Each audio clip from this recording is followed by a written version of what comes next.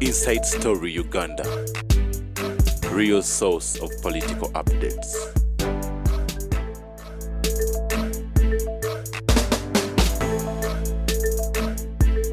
Ndine mukadde wange tambale birundi nga bulijjo leero natuze ku topic eyo kya era nja kubeetaaga muweereze message zammwe ng'omukulu mumubuuza ebibuuzo kubanga olwaleero we twogerera nga waliwo ekibiina eky'abantu abaagwa mu kamyufu abali kumanya reformer coalition abatudde mu katikati restaurant batandika okuleeta mbu ekirowoozo ekyokukyusa mu ssemateeka balabe nga parliament y'eggwanga erondanga president n'ensonga endala yeya ssentebe w'akakiiko aka Uganda Land Commission bwe babadde bagenza okunoonyerezaako naye okukakkana waliwo abasajja badde bataddeko obukookolo batutte bayigigi nga neggulo twabazimbu neggulo babadde bamuwambye nekibaddani mukazi yakubye olunaku olwabwe tugenda n'abakooba enkomerereyo ejja kuba mbi banna abagezi basirise gwolekana mukulu tamala emirundi azeera amazeeko awulira buli kimu kyonna kimutamye kale nogwe ali eyo bw'onoobanga oyagala okuweereza message mwera kyobuuza mukulu tamala emirundi ojja gisindika ku noti 7 noti 5 72859 noti 7 noti 5 72859 wabula saagala bakuba simu njagala ng'oweerezaako buweereza message mukulu tamala emirundi asobole okukuddamu obulungi mu bibuuzo byo bye mulaba mubuuzizza njagala okuwuliriza obulungi mbagaliza ekiseera ekirungi mukulu tamala amaze okutuula twagala tutandike tugende mu maaso sibo mukulu tamala tutandise okukulaba abantu bakwesunga olwaleero andi mwekimutamanyi nti when you see nga wakutte omwana wo n'omutwala mu ddwaliro ng'erinnya limuluma omwana bw'owulira akaaba tokuba luggi lwa dokita kiba kitegeeza bakolaki bamugjamu erinnya bw'owulira omukazi nga bamukuba empi mu waadi bannansi aba akyali mulamu bamugamba kusendeka mwana bw'olaba tekiba kyamukuumanyawe bw'osembesa bugoyi kubafa abasajja tutya nnyo otuula katebe bajje bakubikire naye kati bagala leeta obusuuka kati ng'omanyi omwana ye waali ndowooza maama we afudde ye tensoni omusajja gyabeerako kakati ffe nze nasoma ebyobufuzi buli bantu bonna bafaanagana let me tell you singa twerebadde edda emabega buli muntu ateekayo omukono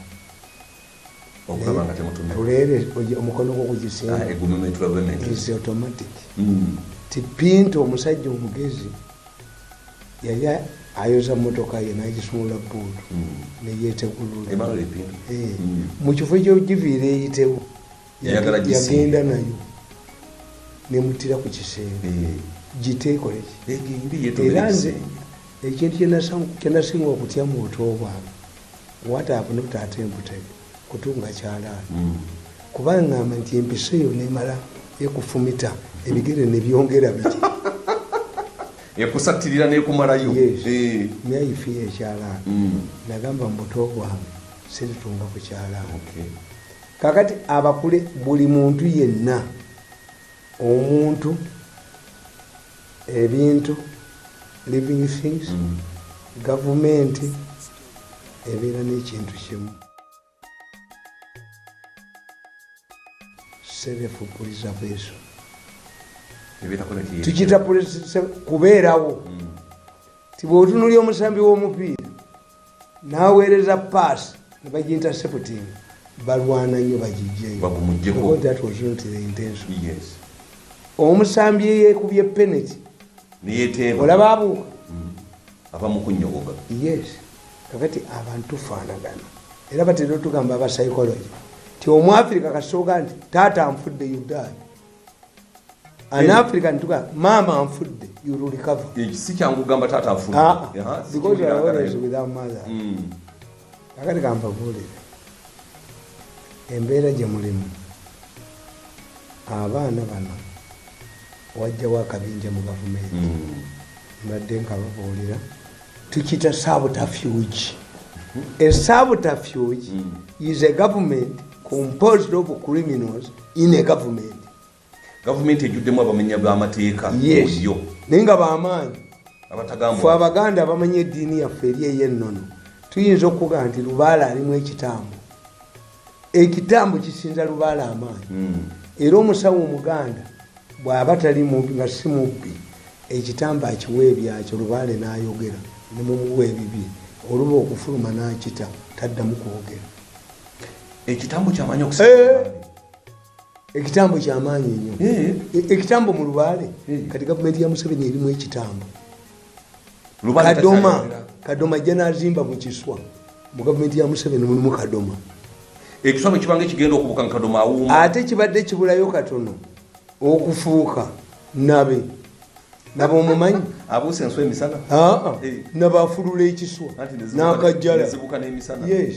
Tolaba abaganda bye bakugamba ti Sserwajja okwota yasinga nanyinimu entannama. Entannama ogimanyi anti Sserwajja okwota kale ne mbuwala bumwekiri ti ŋŋamira yasaba omuntu ejjeyo te ku muliro neteekamu omutwe gwayo okukankana ng'ensiisira egiwambi n'omuganda kyagamba ti Sserwajja okwota yazze kwota muliro entannama okwegaziyiza ku muliro aguwamba n'agaziwa ku kyoto ti omusajja omusajja eyajja okulima waka agenda okugenda nga ne mukazi wa mututte ye Sserwajja okwota era nakawandiika akatabo Sserwajja okwota yali Katikkiro wa Buganda Joseph Mulwanyi Ssemwogere yavuma Museveni nti Sserwajja okwota nempandiika akatabo bafunda ne Sserwajja okwota okusinga nyinimu lwaki letaasasi abamyensani abajja wano mu 1777 ne 1779 balinawo bajjajja baabo. Lwaki bakuba Mwanga ne bamutwala mu ntalo z'eddiini?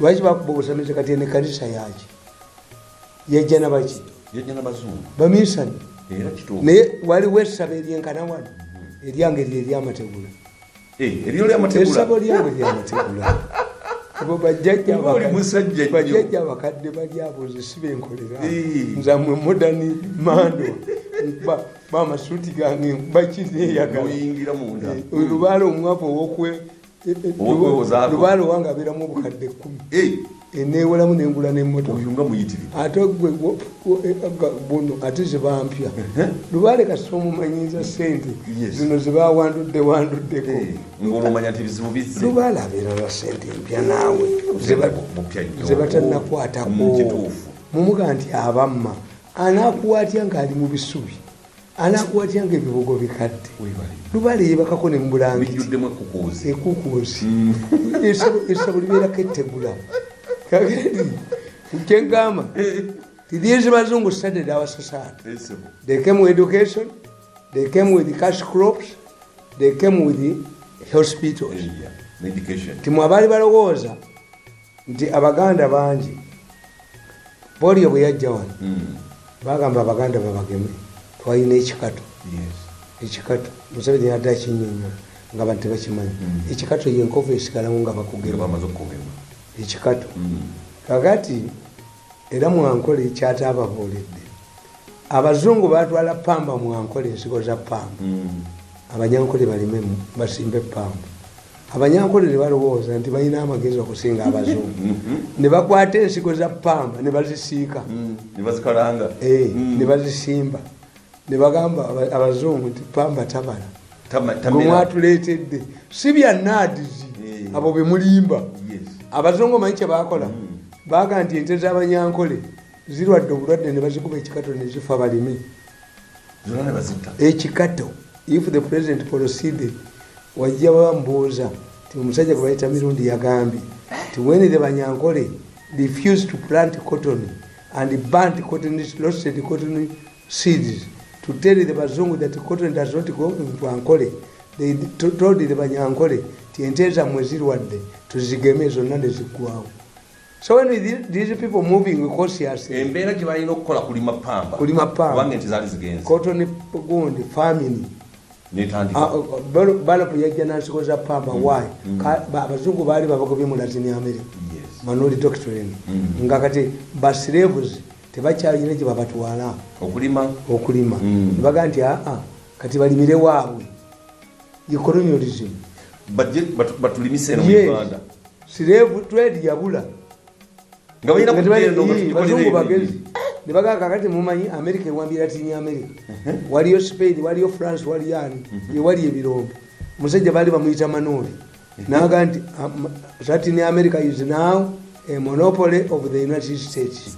Gwe tusangayo yenna tukuba mukube abangereza Spanish ne batukayo kati abazungu kye babagamba gye tubadde tutwala abaddu batulimire kati ate batutteyo. What do we do? Kye tuba tukola kati tubafukire ewaabwe nga balima paama tetukyabajjayo tutine gye tubatwala. What do we want nti paama bamulimireyo ne bajja wano ne batukolonizinga ne baleeta train ne bakola kikutwala bintu waabwe luddawo mu processing. Kakati nga nti buli muntu abeera ne strategy. Buli lwobula strategy mu ekintu ekisinga obukulu omukazi yali tudde ne bbaawe ne bapulaningira famire yaabwe naye abakazi batulemesa demand buli oyogera n'omukazi sente omuganda kyava akugamba tifunangayo obudde ogalabire ku kitanda kyo ennyama eyogere n'omubiri omwoyo olowooze abazungu bakiyita meditation okwefumiitiriza nti nze oyinza okunsanga ewange nfuluma essaawa 8 ogw'ekiro ate mukazi wange ne bwaggalawo nfuluma ebweru nina olubaawo lwange mu nnyumba. Yes, you can see me arguing alone. Tolabagwa abantu abatambula nga boogera basonga yes, era emmotoka eyinza omutomera ayina bayogera nabo tali awo yeyage emmotoka neyeesiba bweti neyekanga n'akomawo, especially when you have problems. Mu nsi zonna zibeera ne barisearchers nabaga nti mu Uganda simanyi nti Museveni baatuga scientists ba scientists. Why? Nti scientist alina byakozesa.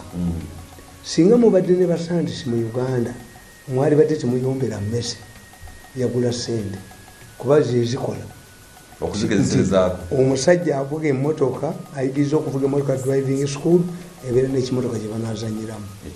Even if you have vehicles at home omutwala eri kuba ekyo kyo kyakukola kyakuzanyiramu.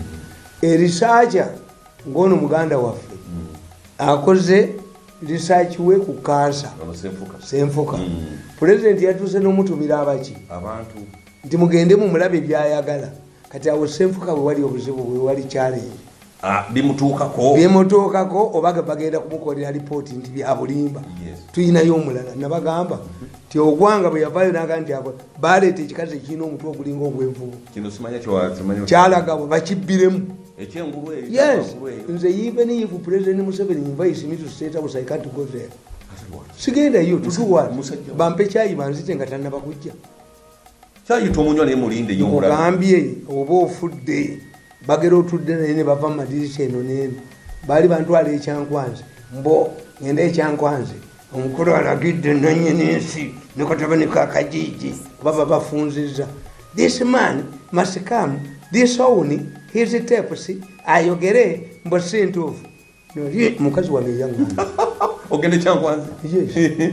Wali ogenda nkyesibe omuyonga balikebedde mu galubindi okutegeera nti nannyini nsi namutamwadda mutabani wakaji singa waliwo amaka nga 10 agaziisa omuyonga ndoge nannyini nsi ne katabani ka Kajiji ke batwala nti nabatamwa emyaka 8 mu monyabwe wali olumbi nali numbye mbatuke ba abana yakomako nakanti tata tugenda ogwako nali ngezo okutaka kabusenga nga bangambye mbo bantwale mu new vision njiteeko I am interested in news nkase no mutano wa Kajiji yajiwona aikanije mirundi ejofu kandi give it to your mother mbo amazo kunnemesa president's office antwale mu media nolinja kuto singa oli wa Kajiji wewe kakati nkugamba nti abantu baffe bwe temuyina budde butuula to counter these people. Nti ababbi bajje wake essaawa emu ne beekweka mu kakomera ne bawunyanga akakomera n'otembwa bakuba oluggi essaawa 8 tulina bwe bweyamba kuba baba bakoze eki yes akati bano abasajja bakola bwe bano okuva mu 2021 batandika okulaningira Museveni. The first person eyagala okusuula Museveni yali George Kanyeyamba omulamuzi anti omulamuzi Kanyeyamba agenda agamba Museveni nti mu constitution eyagalamu ki tukikuteeremu. Museveni yamugamba siina kyenjagala mu constitution, kyenjagala kyokka kiri kimu, let us make a flexible constitution esobola okukyusibwa. Yes. Kakati ye Kanyeyamba ekigambo flexible teyakitegeera era namwandikako mu katabo kange kano The Wisdom of a Fisherman nakawandiika dda nnyo 2011. Kakati nembagamba nti Museveni yamugamba ne bagimutwalira draft constitution ne bamugamba sebo oyina ekintu kyoyagala tukukolere mu constitution yeno. Ye n'abaga nti nze kyendabyemu ekitansanyudde teeka lya ttaka ettaka tuli mugando lyinze njogera negamba the president is a guerrilla statesman who is very conservative about his future plans. I explained in the book that this means nobody, including those close to him, is privy to his future plans. It also explains why Museveni has outsmarted all of his enemies, including former close allies, including relatives. When they go with nothing. Basically, this is why Museveni is not a real student of the Machiavellian theory of eliminating those who helped him to come to power. Has not assassinated a single political opponent. He just extends them a noose in honor of their desire to commit political suicide. The president outsmarted Kanyeyamba in 1995. First, the constitutional provision for the 10 years term limit was not among the entrenched ones. It did not require a referendum. It did not require district councils, but it was a normal provision that requires just 2/3 majority. Kanyeyamba bwe yagenda wa Museveni omusikeriyo had Museveni told him tinkyayagala y'okufuga. Museveni bwe yajja abaga nti ena ali mu interim ya myaka eki emyaka era bwe gyaggwako yabaga nti tunakola constitution naye nga yajja ne minister for constitutional affairs Sam Njuba teyamuwa byakozesa. Tewaliwo yali abuuza nti oba wano tunaalyawo emmere nga tetulabayo kanyoka kakka kanyoka mu fumbiro. Museveni appointed Sam Kaleganjuba as the Minister for Constitutional Affairs, whose role was to formulate a constitution for Uganda because the 1967 constitution, some of which parts had been suspended. We don't have a constitution. Naye twatuuka okwongezayo emyaka 4 nga Njuba atambula butambuzi nga tebamuwadde ssente nga ne basemwogerere abaagala okwesimba anti nkubuulira okuva mu 86 okutuuka mu 9 Museveni yasaba emyaka 4 mu 86 okutereeza eggwanga nga seetaano 4 ebwakuno tebukya 4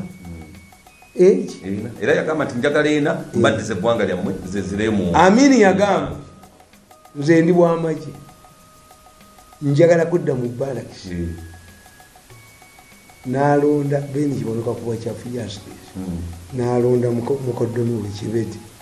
Amini ne Kibete zebatandika okulwanagana thinking that Amini agenda bo bagenda muri pressinga kibasuubira omusajja agenda n'alimba omukazi tusule mu buliri bumu nga twambadde tewali kijja kubaawo tasula na mwenyina you were stupid. Omuntu n'akwata omubisi gw'enjuki n'akugamba mpaako nkuddise omuganda ye mugezi mumpe gumba olimbwa buli akenya mu mpegumba buli akenya mu mpegumba pozi nga lya busomi yajja mu kasomyo kakati Museveni kanyamba yasooka omuwere egamu nabagamba nti Museveni is a card player nemubagambira wa Museveni alinya abantu ate mumutegeera anti temumutegeera I pointed out in my book nawandikita mu 2:6 who keeps Museveni in power nembagamba ndalemeseza Museveni mbuyinza isitekezamu anti nkugambye yes nabagamba who keeps Museveni in power. Museveni is like a card player who hides his cards from his competitors. He's like a host who hides a menu from his visitors. Every time he pulls out surprises. Museveni bwabazanya matatu we kadi akweka nkweka taziraga gasagaza bwezi yes ne lwabo okutamanyi Museveni ne omukazi we tamanyi Museveni abo ayagala omusikira ne mbabazi eri tamanyi Museveni ne tumukunde musanyi we tamanyi Museveni ne katenga ya tamanyi Museveni ne mbabazi tamanyi Museveni is a myth yenga ina ebirozo bibyeka mu era nalaba mbabazi ku video yange ng'agamba tumwebaza nti Mirundi and Museveni they share the same traits. We underestimated Museveni thinking that he was a madman. Omanyi omuntu akwate emundu 26 nagenda mu nsiko. Omanyi omuntu ng'abantu basanyuka kugwamini nga ye agenda Tanzania. You could look at Museveni as a madman. Nti tuge omuntu yenna kasitakola ekiyita mu bantu mumuyita mulalu. Tiavuga emmotoka z'empaka baganjaka. Ye mutawanyi because omuddusi bwadduka emisindi n'ayitirira bakita dobing babatwala ne babakebera enjala balabo babalina extra power waliwo kati bayize abakazi babakebera lwaji omukazi yali Mozambique nga bamuyita Mobutu train Mobutu di train y'ekibuga mobile ngadduka okusinga train yadduka emisinde eva kuba yenzikulu bannannyondo ate batulina baabwe babawasa babafunyisa embuto naye waliwo omukazi ali South Africa baamutwala mu kasenge ne bamukebera ayina bubiri ayina ekyomusajja n'ekyomukazi kati babakebera ne jini zibazikebera abazungu bagenza okutegeera nga wali omukazi musajja tomugoba watabu ayina yinginiezi kati bamala bakebera abaddusa abakazi badduke bokka oba badduke n'abasajja kakati nkuga nti Museveni is a myth. You look at him, Museveni looks like a weak man. Nembaga nti ekyokubiri advantage ya Museveni is underestimated by his enemies. Semwogere teyalingidde gavumenti y'Okero ng'amanyi nti Museveni agenda kuwangula 85 Semwogere yagenda mu gavumenti y'Okero Mayanja Nkanji mu y'Okero Bidandi Sali mu y'Okero Paulo Muwanga abayisi bonga balowooza nti omanyi oyo gundi ono Kanotoko yali yasoma ne yali minister wa defense ow'Emisiri kakati nga Misiri teyagala Museveni emanya ideas ze olofa Lake Victoria embassy ya Misiri eri Jinja kakati Toko nafuna ebyokulwanyisa bingi okuva Emisiri yasoma naye Sandhurst kakati government ya Paulo Muwanga was intended to isolate Museveni as a hombonga era bwe baali bagiwambye Salimu Sale yaŋŋamba nti twatudde n'abasajja ne tubawa free passage tusisinkane bombo tuwambe nabo government. Museveni yali bweru n'abagamba please don't form a government without us. Paulo Muwanga n'agamba let us assemble all of the groups except NRM mufuna yaji let's front yaji fedemu yaji kakati nga balowooza kyebibiina ebingi bijja kuba Museveni bajja kulwanyisa Museveni najja afuna omukisa Kayiira yawa abamawulire story ti Mariamu ngu mutaka mu Uganda azze enteesaganya zaali zirina kutuula Tanzania why Museveni respects Nyerere that's why maze emyaka gyange 8 nga nali yali andabye wasale kubanga njagendeyo mbusangeyo veko kamunkati nga bwe mbadde njagala omulenzi ononeka lubindize twabikira ekyankwanzi ewaabwe baliziise vvu newaffe baliziise vvu omulenzi onanjoze nnyo mukoddomi wa Museveni nambuza buli kantu konna bwanjavuwa nali mwetisi liiseze omweti nakukatumungali mukama walaba ekyankwanzi mukazi wange yanga omulenzi antuusiza we ku kisenge abonyabonyeza jjo famire yaffe nina okgenda mwefuka nga nkwefukamirira kuki gwe nali nkwetika wabanga watuyita tuteese mbaluke nga bo waliwo yabadde ampese ewa Nadduli nenkenga Nadduli mwana wa mwanyinaze wembusanga tutika wendusanga obulenzi obwo tutika butisi Nadduli mwana wa mwanyoko kyawe kakati nkubulya negamba nti Museveni yasigala mu nsiko n'abakuba semwogere Kayiira yavuddeyo anti Kayiira baali bamuwambye Kayiira ennyonyi ya Uganda Airlines yali esigaddewo yokka ng'eyekolera olutwa sente yali eraga London n'agirinya yagifulumamu ne bagiwamba ne bagisuula e Kasese bagenda okukebera nga taliimu Kayiira yali akolagana na bano aba Museveni kyova olaba Kayiira ye teyafa Museveni bwe yali ayingira ono Nkwanga bayita emergency meeting Nkwanga agendayo ye Nkwanga yali teyigala Museveni Nkwanga yali muvuzi wa tanka nga ya Uganda Army owafeddemu ye meeting yegigenda mwandi yali atula ku Bitale Council Sale bamuyita n'agaana okugenda Sale nangamba mwe junior man aba ekitebe ekikulu bali ku Mondolane nza mwe junior man olowooza singa sigenda Wasale sigendayo nja kusangayo mukoddomi waabwe butwepike nja kusangayo tumwebaze tutiŋanirewo nja kusangayo kano entu yepuso omunyabonyeza kayone nga bba ku kisenge nkatebe nali sikasenga Museveni wange nali nkayoddeyo bentu kati kambala uniform eryo ddalu na mimi muzeeyi n'akukakkanya yayimirira Museveni yayimirira ayu mad ayu drug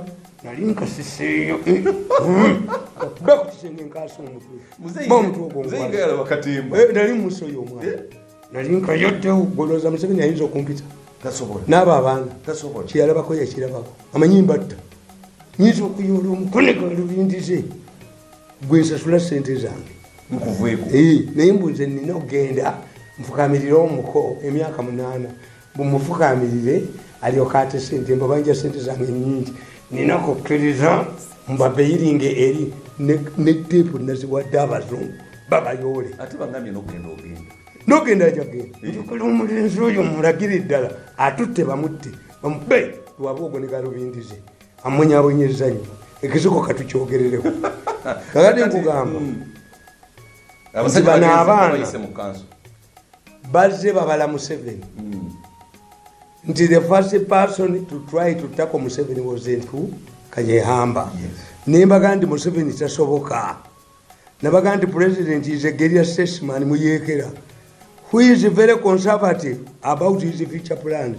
Museveni tumanyi alaga ne bwalonda abantu obeewuunya nti bwe yaleeta chairman w'electoral commission yaleeta Kabwayi ng'ani amumanyi eyadda ku Kabwayi yali Kasujja ng'ani amumanyi eyadda ku Kasujja yali Kigundu professor nga aliko kansala ku Gombola yawa Mutundwe ng'ani amumanyi aleeta surprises okutuusa ne bagamba mujjajja n'abanga mulamuzi n'aleeta n'avuluga nvuluga oyo byabaka manvuluga. He used to get his own people kuba muyekera na ye president yo buyekera yabuyigira wegeri yabisomera wa nkuga Museveni musome yalaga Dar es Salaam. Why? Dar es Salaam was more vibrant than Makerere.